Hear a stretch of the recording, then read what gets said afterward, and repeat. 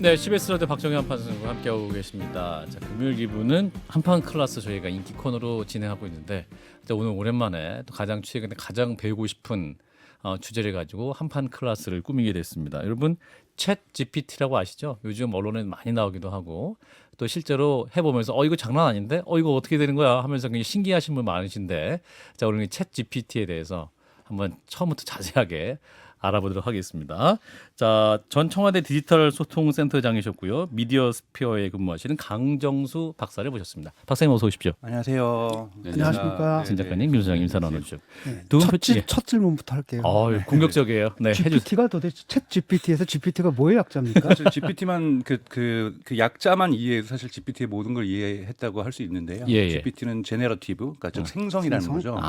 텍스트에서 텍스트를 만들어주고, 텍스트에서 그림을 만들어주고, 텍스트에서 음악을 만들어주고, 텍스트에서 영화를 만들어주고, 제너러티브라는 뜻이 있는 거고요. 예. 이 P는 프리트레인드, 이미 학습된. 그러니까 이미 학습되는 것에서 사람들이 이제 막 GPT는 파라메타가 뭐 1,750억 개가 있다. 이 파라메타라는 건 사실은 1차 함수로 하면 Y는 AX 더하기 B라고 했을 때 A하고 B 이걸 파라메타라고 하는 거잖아요. 그럼 네. A하고 B가 1,750억 개가 있으면 도대체 몇 차 방정식일까? 그러니까 사실 함수니까요. 방정식이 크다라는 거거든요. 근데 이게 프리트레인드라는 것은 방정식에서 잘라서 얘기하면 여기서부터 여기까지는 C와 관련된 이미 이렇게 프리트레인드 스킬셋이라고 보면 돼요.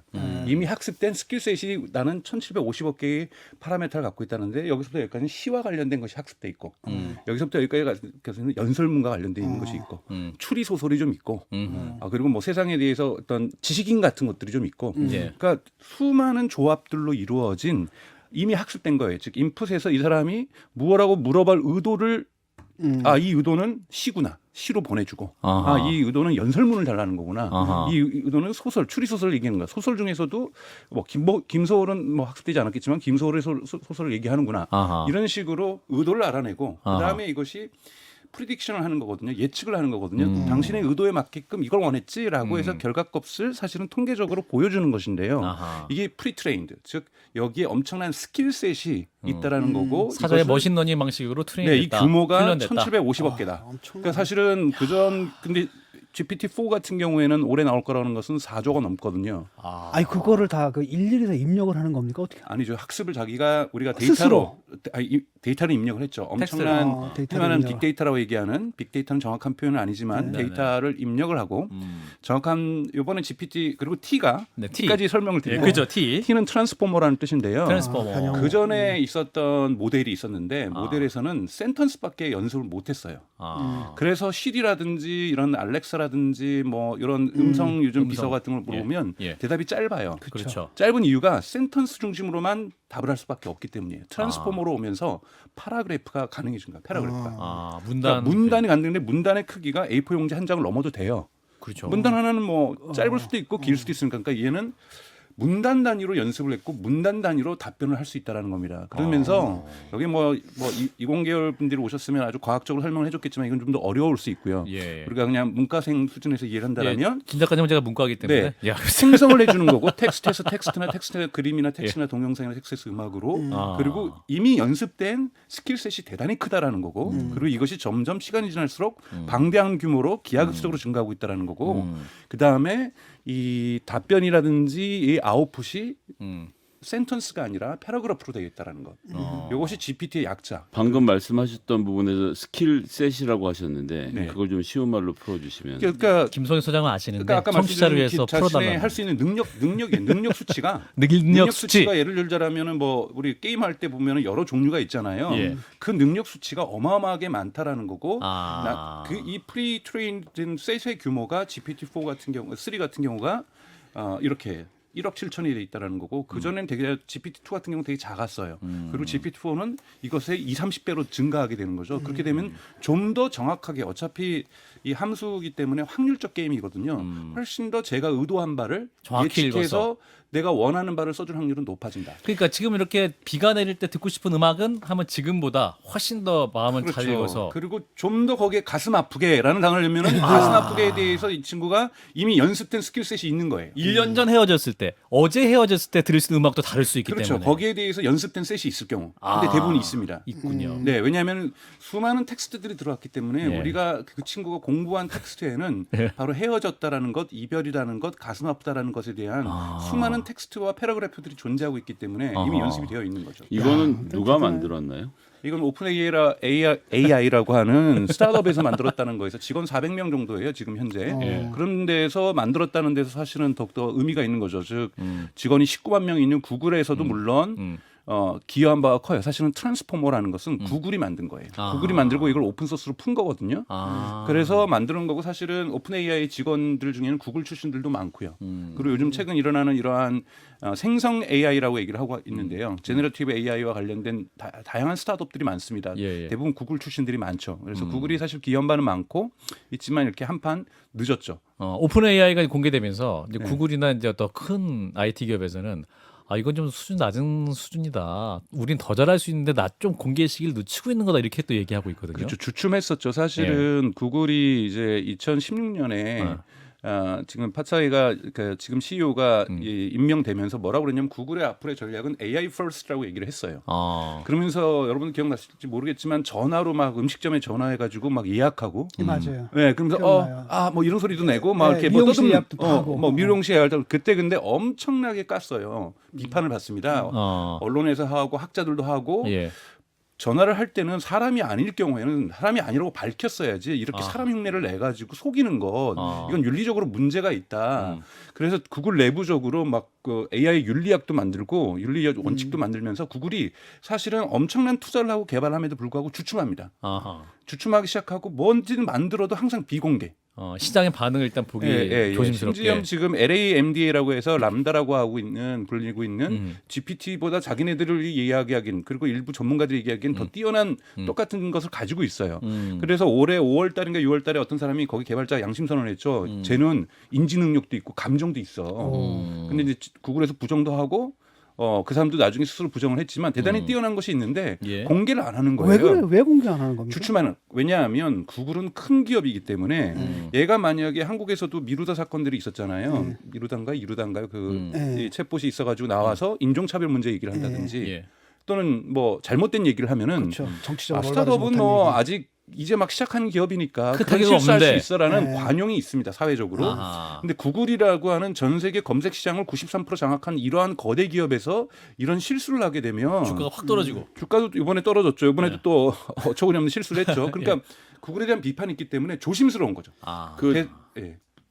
아니 말씀하시면 그러니까 이게 사실 그 센텐스가 아니라 패러그래프다라고 하면 센텐스와 센텐스 사이에 그 문장과 문장 사이 논리적 연관관계 뭐 이런 것이 있어야 되잖아요. 네, 그렇죠. 근데 문제는 뭐냐 그게 논리적 정합적이다 하더라도 또 하나의 판단 기준은 뭐냐면 그런 식으로 그렇게 나온 텍스트가 과연 정치적으로 올바르냐.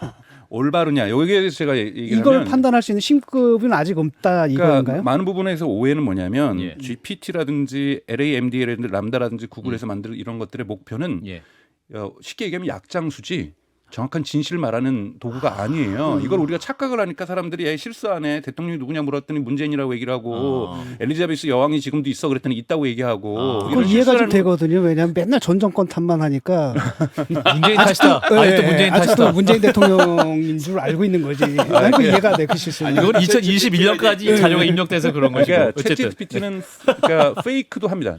무엇을 위해서? 설득하기 위해서. 약장수라는 게 뭐예요? 우리가 과거 물론 이런 좀 어리신 분들은 잘 모르시겠지만 사람들이 속고 오는 것은 이거 먹으면 모든 것이 만병통치약처럼 다 근데 논리적으로 그럴듯 하거든요. 수학여행 가면 어버이날 막 그 고혈압약 퇴치한다고 막 이상한 사과도 주스 같은 거 또 이렇게 다 사온다고 사오잖아. 사갖고 오거든요. 그건 뭐냐면 사람을 설득하는 것에 논리성을 높이는 것이 제일의 목표이지 진실을 전달하고 사실을 전달하는 것이 GPT의 목표가 아닙니다. 중요한 말씀이네. 네, 그래서 위험하잖아요, 그런 거. 그래서 그러니까 위험해요. 그러니까 위험하다는 걸 알고 우리가 인지하고 써야 되는데 예를 들면은 어떤 사람이 학술적인 부분에 대해서 뭐 최저임금제에 대해서 A라는 학자가 나오면은 어떻게 발언을 하겠어 미국에서 그렇게 얘기를 하면 ChatGPT가 A라는 학자의 이 논문에 근거하면 이렇게 얘기할 겁니다. 그랬더니 그런 논문을 쓴 적은 없는데 그랬더니 죄송해요 제가 지어냈어요. 그러니까 자기는 그럴 듯하게 들리게 하는 것이 중요한 것이지 예. 이 정확하게 이 사실을 전달하는 것은 사실이 아니에요. 목표가 아니다. 그러니까 이제 그런 부분에 있어서 이 프로그램의 엔진이 그러니까 설득을 할 의도를 가지고 거짓말하는 경우도 있지만 뭐 할루시네이션이라고 하나요? 그러니까 본인 자체가 이제 오류가 생기는 것을 잡아내지 못한 채 정보를 토해내는 비율도 아직 좀 높은 편 아닙니까? 그거 부분은 이제 많은 부분 해결이 되고 있다고 보고 있는데요. 그래서 제가 요즘 얘기하는 것이 입력 데이터, 학습 데이터에 있어서 빅데이터가 중요한 것이 아니라 베더 데이터가 중요하다고 얘기를 해요. 무슨 데이터요? 그러니까 좋은데 베터 데이터. 왜냐? 그래서 지금 이제 챗GPT도 이제 타임즈가 특종으로 밝혀낸 것은 이걸 연습을 한 거예요. 그러니까 인종차별 문제라든지 성차별 문제라든지 동성애에 대한 비난이라든지 이런 것들이 항상 나오면은 사람들이 그것부터 질문하거든요. 그러니까 이번에는 그러한 이미 질문할 것 같은 바이어스라고 얘기를 하죠. 이런 부분들에 대해서는 연습을 시킨 거예요. 근데 그 연습을 나름대로 여기서는 시간당 노동임금을 12달러를 주고 시켰는데 이걸 중간에 업체 받은 에이전시가 이걸 케냐로 가져가서 시간당 2달러 주고 이제 시켜버린 거죠. 그래서 이미 이런 건 걷어낸 거예요. 증오적인 발언이라든지 헤이트 스피치라고 보통 얘기하는 어떤 이런 얘기들이라든지 사람들을 왕따시키는 표현들 좀 사회적으로 문제가 낸 건 다 걷어내고 학습을 시켰기 때문에 이런 오류는 일어나지가 않습니다. 그러니까 이제 걷어내고 학습을 시켰다는 것 자체가 그 회사가 갖고 있는 의도대로 경전을 입력하고 그 경전의 내용에 맞게 출력이 나오는 것을 우리가 AI라고 착각하는 부분이 있는 거 아닙니까? 그렇죠. 그런 부분이 있죠. 근데 이제 워낙 양 자체가 방대하다 보니까. 근데 이제 저는 그렇다고 해서 인간하고 비슷해질 수, 그러니까 이 챗GPT는 뭐냐면 도구예요.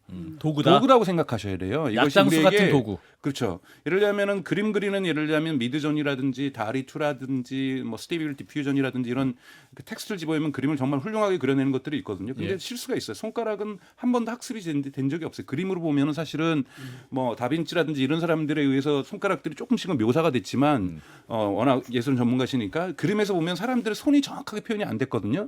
그러니까 이미지를 얘가 학습하다 보니까 손가락을 6개로 많이 그려요. 그러니까 6개로 많이 그리는 이유는 손에 대한 학습이 잘 안 돼 있는 거죠. 그래서 그걸 그대로 발표하는 게 아니라 그거는 너가 붓터치로 또는 뭐 없애로 일러스트레이터 프로그램으로 없애라는 거예요. 그러니까 즉 내가 틀린 부분이 있을 수 있는데 너는 나를 참조하라는 얘기입니다. 나를 참조해서 A라는 것을 갖다가 저 같은 경우에 사실은 동생 회사가 있는데 마케팅 표현 좀 어떻게 잡아달라는데 제가 잘 창의적이지 않거든요. 기초적인 걸 가지고 자, 이 문장을 창의적으로 바꿔줘. 이 문장을 좀 더 흥미롭게 바꿔줘. 그러면 요 단어를 썼으면 내가 될 거를 그러면 제가 그 문구를 그대로 쓰는 게 아니라 거기에서 제가 놓치고 있었던 단어, 놓치고 있었던 형용사, 놓치고 있었던 부사를 가지고 와서 제가 조합을 하는 거예요. 근데 이거는 저는 3시간 걸릴 거는 1시간 만에 하는 거거든요.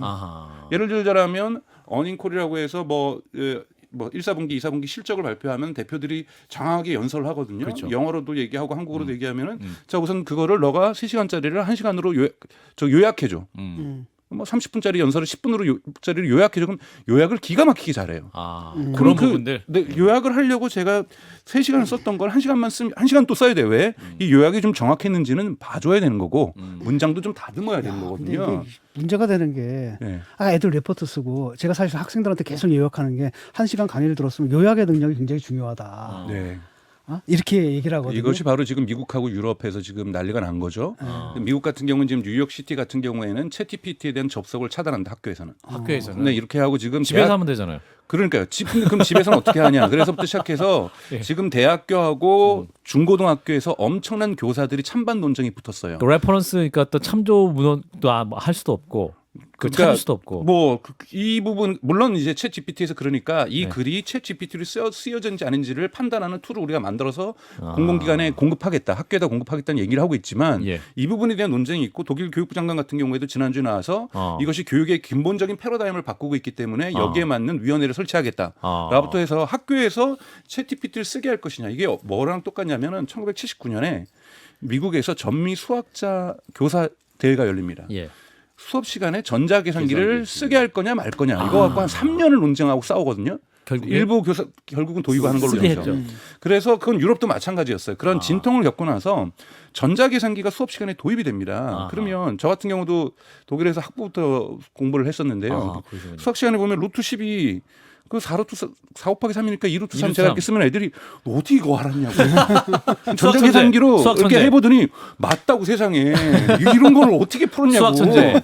프롬 코리아. 이 친구들은 전자계산기를 쓰지 않았기 때문에 다른 수학을 했던 거지 수학 공부를 안 했던 건 아니거든요. 그렇군요. 그렇기 때문에 지금 이제 논쟁이 되는 것은 GPT라든지 아까 말했던 스테이블 디퓨전을 쓰면서 교육을 하게 할 거냐 안 쓰면서 교육을 하게 할 거냐 이건 선택의 문제가 남아 있는 선택의 문제가 왔는데 이거는 만약에 쓰면서 하는 친구들은 앞으로 다른 공부를 하게 될 거고 다른 연습을 하게 될 거라는 거예요. 그럼 요약을 아까 중요하게 여기 요약 중요하죠. 네. 그럼 요약 플러스 알파를 우리는 요구해야 되는 거거든요, 학생들한테. 그 알파가 무엇일까에 대한 논의를 지금 시작하고 있는 거죠. 그러니까 이제 제가 고등학교 다닐 때는 수업 시간에 물상 선생님이 여기 이쪽 끝부터 저쪽까지 판서를 하는데 이과입니다. 예, 그 수업 시간을 다 따라서 판서할 수 있는 사람은 한 번에 한두 명밖에 없었어요. 엄청 급하게 써서. 근데 요즘 어떻게 하냐 봤더니 이제 핸드폰으로 사진 찍어서 찍어요. 했다는 건데 지금 예를 들어 진 교수님 수업을 들으면 이제 저 같으면 학생이라면 네이버 클로버로 내 강의 내용 전체를 그냥 녹음을 해서 녹취를 푼 다음에 그렇죠. 챗 GPT에 넘겨서 이거를 300단어로 요약해줘라고 하면 기가 막히게 요약이 된 것을 보면서 공부를 하는 세상이 지금 눈앞에 성큼 다가와 있는 상태가 되는 거죠. 이게 참 이게 그 간단한 계산이라도 이런 게 아니라 기본적으로 사실 계산기로 대신할 때도 계산의 원리는 알잖아요. 근데 이게 사실은 요약을 하고 뭐 이런 것 가운데서 뭐가 중요하고 뭐가 덜 중요하고 이런 판단 능력을 기르는데 이걸 갖다 거기다 맡겨버리면은 네, 그러니까 애들이 더 나갈 수 있겠느냐라는 거에 대한 그건 똑같죠. 전자계산기를 썼을 경우에 사람들이 계산할 수 있는 기본 창의력을 잃어버린다고 전자계산기 도입을 반대했던 교사들이 얘기한 거거든요. 그러니까 지금부터 저는 해야 된다는 건 뭐냐면 기본적으로 저는 인간에게 준 도전이라고 저는 생각이 들어요. 그러면은 이 도전 넘어서 우리가 어떻게 교육 내용을 업데이트할 것인가 언제까지 지금 4, 50년 된 내용을 지금 똑같이 달달달달 외우고 있는 이러한 교육의 체계를 갖다가 저는 이제 중고등학교를 얘기하는 겁니다. 초중고등학교 같은 경우에는 교육의 패러다임을 바꿔야 되는 거죠.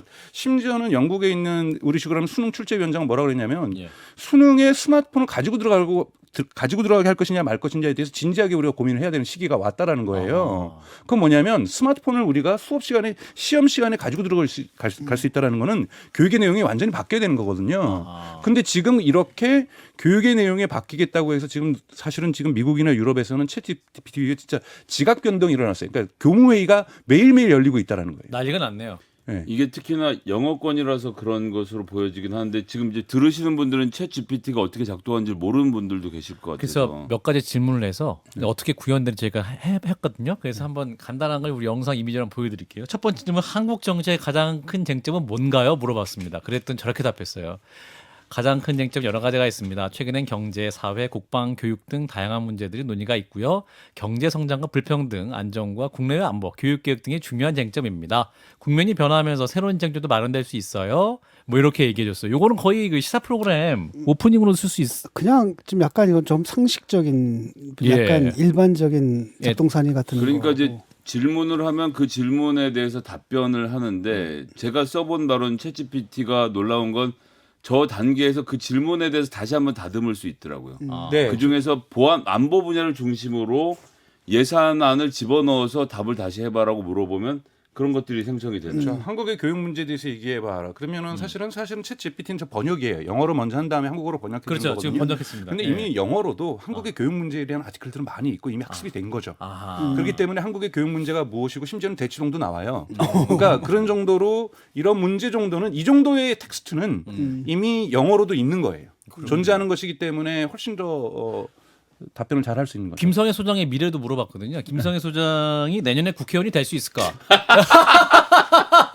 내년에 김성애 소장이 될 수 있을지 정보는 알 수 없다. 정보를 알 수 없다는 게 다만 정답이네요. 선거 정책과 정치적 환경 그리고 김 소장의 계획에 따라 결정된다라고 적극적으로 적극적인 정치 활동하고 지역 주민의 지지를 얻어야 된다고 하니까 예. 그렇게 하겠습니다. 예. 또 가장 중요한 거 네 번째 우리 진중권 작가의 미래를 한번 물어봤습니다. 진작가의 미래는 예측할 수 없는 것입니다. 진작가의 미래는 그의 현재 글쓰기 활동과 그리고 지속적 개선하는 노력에 따라 결정될 수 있다라고 조언해주고 맨 있습니다. 마지막에 좋은 문장이 있네. 자신의 글쓰기 실력을 개선하는 것이 필요하다. 왜냐하면 글을 읽은 저기에 모양이야. 연애운이나 주식운이나 이런 건 하지 말아봐 주시. 예를 들면 예. 저기다 작가라는 표현 대신에 다른 표현을 썼으면 다르게 나왔을 수도 있어요. 진중권 교수 네, 이렇게 했거나. 그렇게 있을 경우에는 글쓰기 얘기를 안 할 수 있습니다. 지금 저건 제가 보기엔 작가에서 유추한 것 같아요. 그러니까 이런 식으로 논리를 유추하는 거죠. 근데 제가 그러니까 예를 들어서 쓸만한 분야는 이런 거죠. 지금 그 전 세계에서 가장 큰 5대 자동차 기업이 어디냐라고 물어보고 예. 그 중에서 3위 안에 드는 업체 중에서 최근에 성장률이 가장 높았던 데가 어디냐고 물어보고 이런 식으로 좁혀가고 이 데이터를 얻어내는 과정은 구글에서 검색하는 것보다 어떤 점에서는 되게 손쉽게 필요한 데이터들을 얻을 수 있어서 거기서 필요한 내용들을 추려서 리포트를 쓰거나 이러는 데는 굉장한 도움이 되겠더라고요. 근데 약간 저는 조금 전에도 말씀드렸지만 신뢰성이 얼마나 있느냐. 그러니까 신뢰성 자체가 100%는 절대 아닙니다. 그러니까 이 부분을 그러니까 계속해서 저는 강조해야 되는데 그렇다고 해서 이 도구를 버릴 것이냐. 그러니까 아까 말씀드렸던 것처럼 2021년까지밖에 학습이 안 됐다는 단계도 있지만 GPT의 목적이 팩트를 얘기하는데 있지 않다라는 거예요. 팩트를 전달하는데 중요한 1차 목적이 아니라 1차 목적은 설득적이고 그러니까 논리적 커뮤니케이션이에요. 커뮤니케이션을 하다 보면 가끔 제가 진짜 어디 저 학교에서 강의를 할 때도 가끔 실수로 저도 아닌 페이크를 해요. 그러니까 내가 설득하기 위해서 저 호기심을 사람을 또 끌기 일으키기 위해서 내가 좀더 해봤는데 뭐 예를 들면 뭐 자극적으로 해보지 않았는데 해본 것처럼 엄마랑 싸우지 않았는데 엄마랑 논쟁한 것처럼 이런 말들을 집어넣게 돼 있는 거거든요. 그래야 저희 엄마랑 예를 들자면 제가 뭐 카톡에서 싸웠던 얘기들을 하는데 사실 안 싸웠거든요. 그러니까 조금 저도 거짓말을 하는 거죠. 네, 그렇죠. 근데 이것은 설득을 하기 위해서 효과적으로 의견을 전달하기 위해서 하는 방법들이라는 거죠. 그런 면에서 챗GPT는 그걸 합니다. 근데 이제 제가 이제 이 부분에서 걱정이 되는 것은 이제 저는 정치를 하는 입장이니까 제가 챗GPT를 무슨 장난을 쳐봤냐면 원자력에 찬성하는 입장인데 하원 의원한테 그러니까 원자력에 반대하는 하원 의원의 페이스북에 댓글을 달게 글을 좀 써달라고 했더니 나름대로 문장을 만들어서 가져오는 거예요.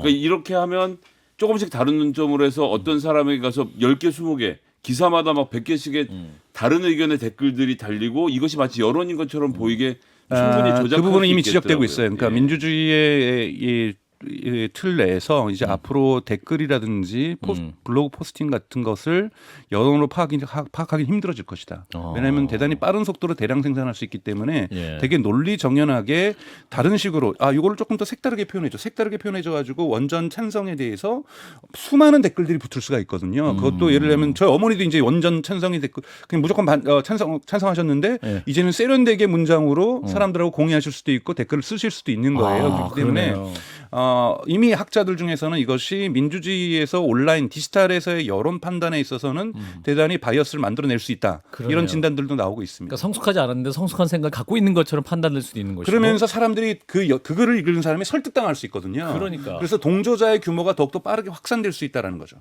이 문제가 심각하기 때문에 박사님 연장 방송 좀 해주시면 안 될까요?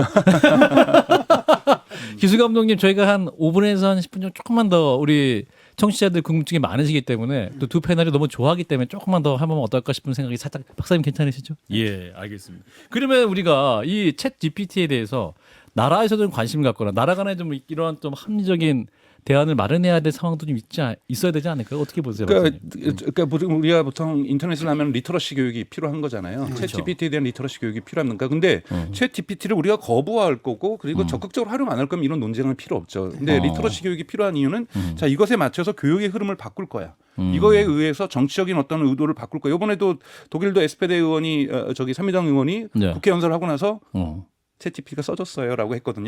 이건 미국 하원에서도 일어났던 일이고 지금 뭐 한국에서도 지금 일어날 수도 있고 지금 어느 나라에서도 일어날 수 대통령이 있거든요. 뭐 10년사 써봤는데 괜찮더라 뭐 이렇게. 네, 했잖아. 그러니까 누가 써준 것보다 낫더라. 이런 뜻이잖아요, 사실은. 뭐 그러니까 그러한 논리적인 정합성에 있어서는요, 대단히 뛰어납니다. 왜? 그것이 1차 목적이기 때문에. 그래서 사람을 이제 예를 들면은 연애 편지도 대신 써줘요. 상황에 편지. 맞춰서.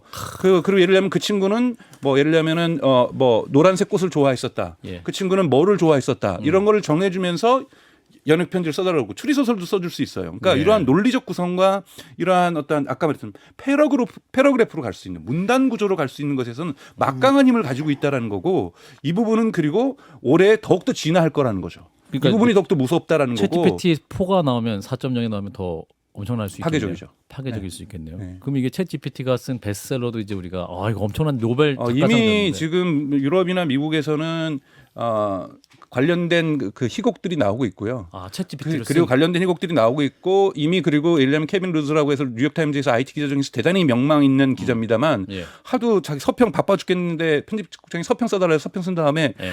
보냈어요. 예. 그리고 그거 참 챗 GPT가 썼다고 얘기를 해줘야지라고 얘기를 하는데 예. 어 얘기 못했어요. 발행을 해버린 거예요. 그래서 그거 챗GPT가 쓴 거예요라고 해가지고 다시 수정으로 뉴욕타임즈에 이거 챗GPT가 썼습니다라고 올려와 있거든요. 그 정도로 이걸 하기 위해서는 파인 튜닝이라는 개념을 또 저희가 알아야 됩니다.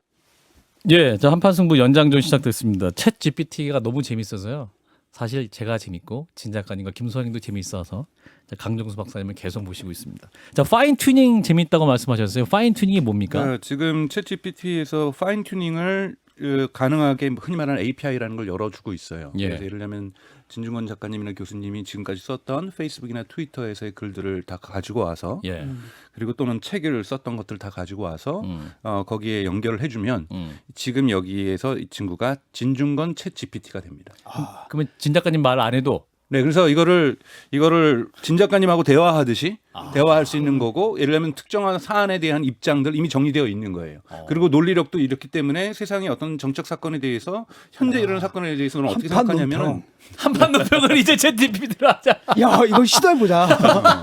한판 논평을 갖다 우리 매일 해야 되거든요. 오프닝. 그거 진짜 힘들거든. 예, 그리고 광고계에서도 이미 미국에서는 실험을 하고 있어요. 그러니까 예. 즉 특정한 카피라이터의 지금까지가 했던 그 어떤 광고에 대한 것들을 다 입력을 해준 거죠.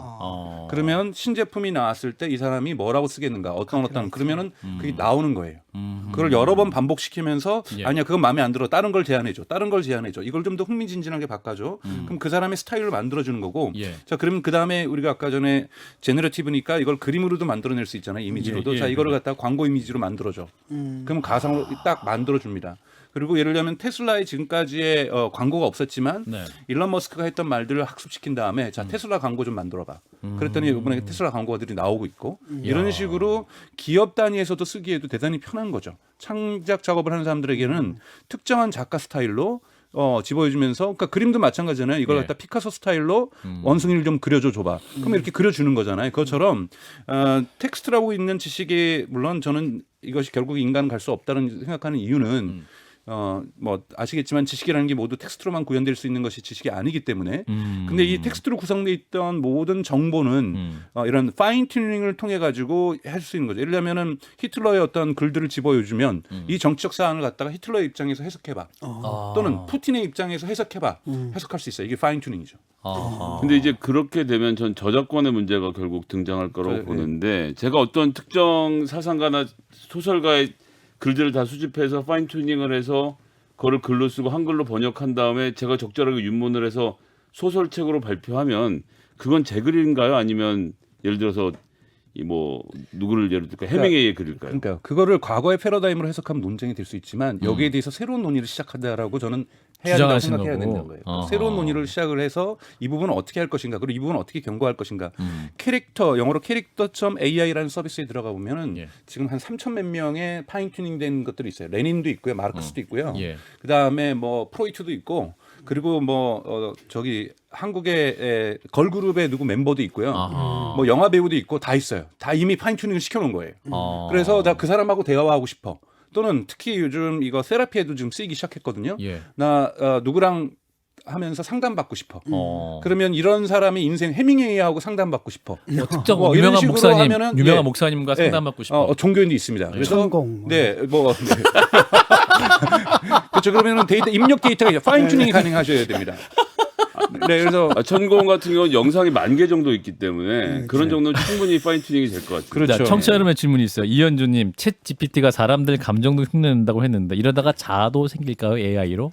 저는 그러니까 보통 이런 자아가 생기고 인간화되는 걸 갖다가 보통 우리가 Artificial General Intelligence, 즉 예, AI. AGI라고 AGI. 얘기합니다. 그러니까 즉 예. 인간의 능력과 똑같이 사고하고 인간의 뇌처럼 사고하고 저는 절대 그런 일은 없을 거라고 저는 생각이 들어요. 그러니까 아까 말씀드렸던 것처럼 입력 데이터의 한계가 존재한다라는 거예요. 인간이라는 것은 지식이라는 것은 또는 감성이라는 것은 사람이 눈으로 서로 볼 때 다양한 방식으로 감성이라는 게 형성이 되잖아요. 예. 텍스트에 의해서만 생산된 감성이 인간의 감성이 저는 100%라고 저는 생각하지 않고 오히려 50% 미만이라고 저는 생각이 들어요. 예. 사람이 어떤 두 사람이 연애를 하거나 사랑에 빠질 때도 주고받은 연애 편지로만 모든 감성이 형성되지는 않잖아요. 눈빛. 예.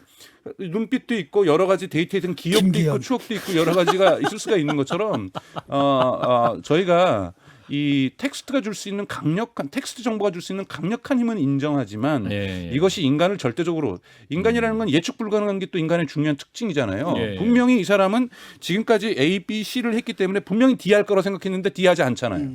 근데 그것이 인간의 묘미인 거고 그러면서 또 이 사람을 알아가는 거잖아요. 그렇죠. 그런 것이 있기 때문에 저는 너무 이런 것들을 우리가 지금까지의 공상과학이라든지 이런 게 너무 있어서 터미네이터가 또 나올 거라 이런 두려움들 그러니까 기자분들도 저는 학습을 좀 하고 공부를 좀 더 해야 되니까 자꾸 AI를 마치 인간하고 똑같다, 위협할 인간을 위협할 것이다 이런 것이 아니라 어떻게 이것을 건강한 도구하고. 도구로 써나갈 것인가 여기에 필요한 리터러시는 우리가 무엇이 되어야 될 것인가 아하. 저작권과 관련돼서는 우리는 어떠한 그러면 기준을 다시 마련해야 될 것인가부터 시작해서 교육에 대해서 새로운 논의가 필요한 것처럼 다양한 논의들을 이제부터 시작을 해줘야 된다는 거. 이 도구를 적극적으로 활용할 것인가 말 것인가. 근데 이제 예전 같으면 지금 말했던 오픈 AI 같은 사업을 삼성 같은 규모의 큰 기업에서 하니까 정부에서 하는지 안 하는지 볼 수도 있고 규제가 가능했는데 지금 오픈 AI도 400만 명밖에 직원이 안 된다고 말씀하셨지만 이젠 점점 줄어드는 소규모에서 굉장히 큰 파급력을 일으킬 수 있는 이런 서비스들이 개발되고 할 텐데 이게 사실 규제가 쉽지 않을 것 같아서 조용하게 이루어질 가능성도 높고 그렇기 때문에 예. 이제 규제위원회 같은 경우는 AI 윤리위원회, AI 규제위원회를 독립적으로 만들어야 된다는 주장도 나오기 시작하고 있어요. 그래서 그런 것들만 예를 들면 우리나라 저는 기술이 문제가 생기면서 또는 경제가 문제가 생기면서 각종 정부기구들이 만들어지는 거잖아요. 뭐 독점이 문제가 되는 거니까 공정거래위원회가 만들어지는 것처럼 예. 상설적으로 개인정보가 문제되는 거니까 개인정보위원회가 만들어진 것처럼 그것이 저는 타당하다는 얘기는 아니에요. 뭐 불필요하게 과잉일 수도 있긴 하겠지만 AI 같은 경우에도 AI 윤리위원회라든지 이런 부분에 대한 상시적인 연구하고 공부하고 그래서 이것이 정치인들도 학습을 해야 돼요. 학습하지 않으면 무조건 반대합니다, 찬성합니다라는 물론 뭐 거기다가 GPT한테 물어봐서 논리를 조금 더 개발할 수는 있겠지만 이렇게 되지 않기 위해서는 기자들도 좀 학습도 필요하고요. 예. 그러니까 사실 그렇기 때문에 저는 이러한 새로운 문제가 인류에게 출현한 거기 때문에 이것이 가져올 수 있는 긍정성을 우리가 유지하려고 하고 활용하려고 한다라면 이것이 가져올 수 있는 다양한 문제에 대한 위원회적인 어떠한 것들이 만들어져서 이 문제를 제어하려고 하는 노력들은 있어야 될 거라고 봅니다. 그렇다고 해서 문제가 완전히 사라지지가 않겠죠. 그래요. 자, 요즘 너무나 화제가 챗 GPT 얘기 우리 강종수 박사님 모시고 말씀드리니까 정확히 또 개념을 잡을 수 있고 또 어떻게 대응할 것인가, 어떻게 이걸 또 정의하고 다룰 것인가에 대한 개념이 잘 잡히네요. 이 챗 GPT 궁금하신 분 한판 승부 오늘 2부를 꼭 들으시라라고 추천하면 좋을 것 같습니다. 자, 오늘 금요일 오후인데 밤인데 연장 방송해 주셔서 감사드리겠습니다. 미디어 스피어의 강종수 박사님 고맙습니다. 고맙습니다. 좋아요? 구독! 알림 설정.